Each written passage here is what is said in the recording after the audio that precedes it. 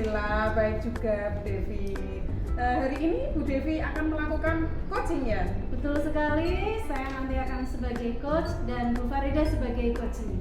Sebelum Bu Devi melakukan coaching, ada beberapa pertanyaan yang ingin saya diskusikan dengan Bu Devi. Iya.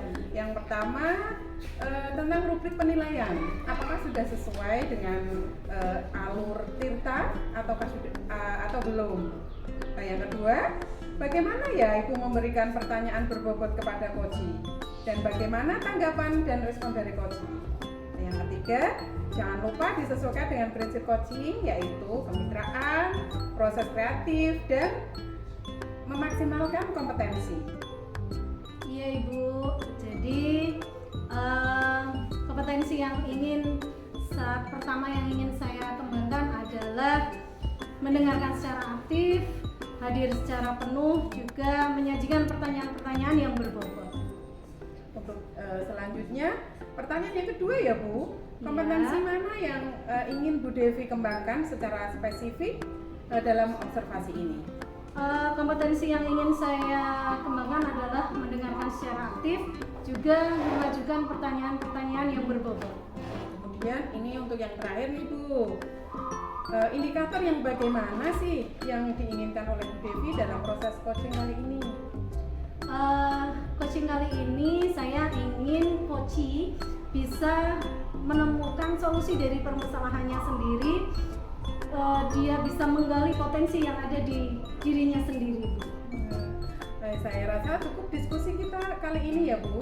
Silakan Ibu melakukan proses coaching bersama coachee Anda. Terima kasih Bu Sri. Selamat pagi, assalamualaikum Bu Farida. Selamat pagi, waalaikumsalam Bu Devi. Apa kabarnya nih hari ini? Alhamdulillah baik. Bu Devi bagaimana kabarnya? Alhamdulillah saya hari ini penuh semangat ini. Alhamdulillah. Kira-kira bagaimana dengan kabar murid-muridnya?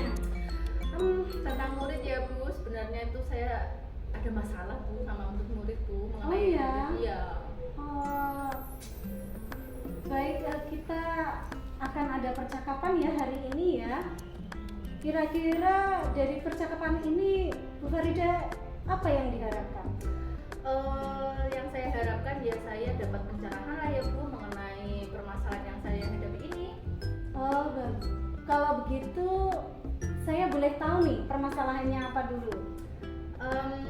Gini Bu, saya itu merasa kalau murid-murid zaman sekarang ya Bu, murid-murid sekarang itu kayak berbeda gitu loh Bu dengan murid-murid zaman dulu, kayak saya dulu sama-sama SD gitu, kayak beda gitu.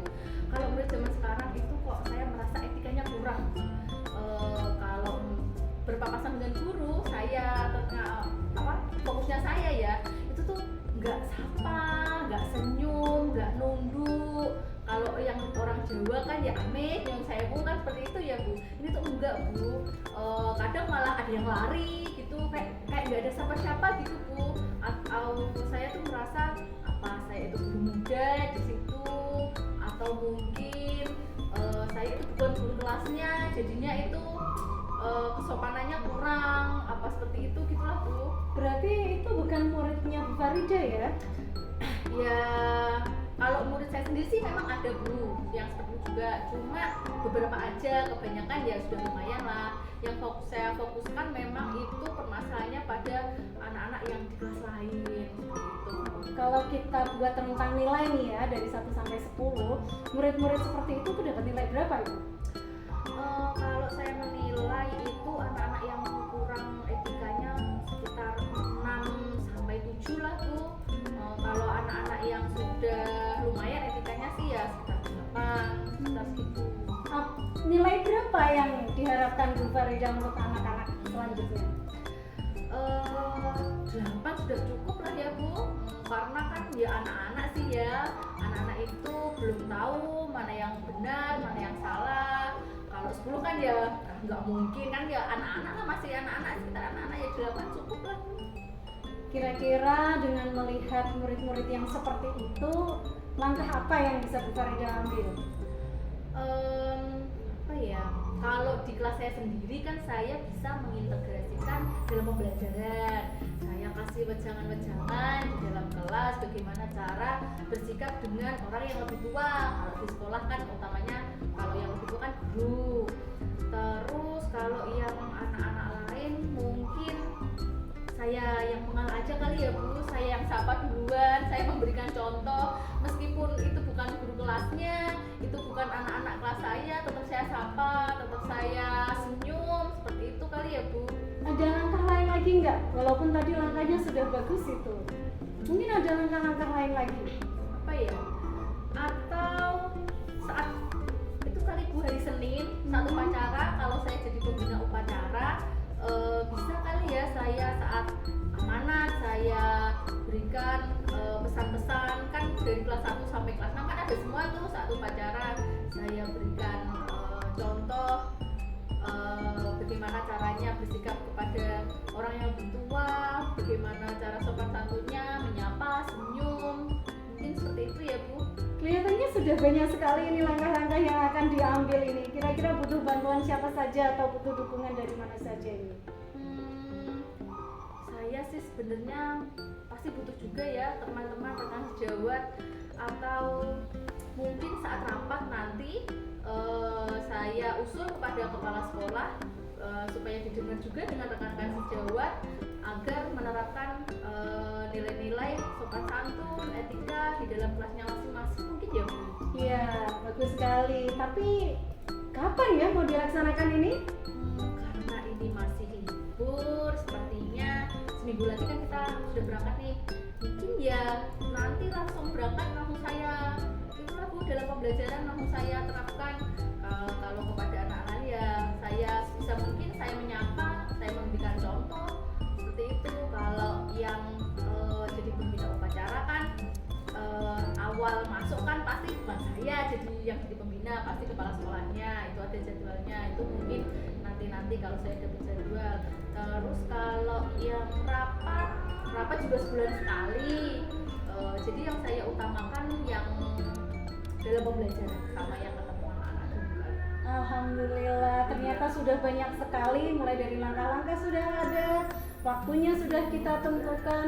Semoga terrealisasi dengan baik dan ada perubahan terhadap murid-murid kelak menjadi yang lebih baik. Iya. Dari obrolan kita ini apa yang didapatkan dari Bu Farida? Awalnya saya merasa resah, gelisah tentang anak-anak tadi. Sekarang saya sudah mendapatkan gambaran lah ya Bu, sudah dapat pencerahan langkah apa yang harus saya lakukan nantinya. Baik, selamat merealisasikan apa yang sudah dipikirkan tadi, direncanakan. Semoga saya tunggu kabarnya, semoga berhasil. Saya tunggu kabarnya 2 minggu yang akan datang. Oke. Selamat melakukan yang sudah dipikirkan tadi Bu Farida. Terima kasih Bu Devi. Sama-sama. Baik Bu Devi, bagaimana tadi sudah melaksanakan proses coachingnya? Perasaan Bu Devi bagaimana? Saya senang karena saya bersama Bu Farida kita saling berdiskusi dengan baik. Saya membantu Bu Farida untuk menggali potensinya begitu Bu. Nah, sebelum penutupan, saya akan menanyakan beberapa nih Bu Devi, beberapa hal pada Bu Devi. Yang pertama, apa saja sih yang sudah Ibu lakukan pada saat melakukan coaching terkait indikator ketercapaian yang diinginkan Bu Devi? Tadi saya melakukan coaching berdasarkan alur tirta, dimulai dari tujuan, identifikasi masalah, rencana aksi, juga tanggung jawab.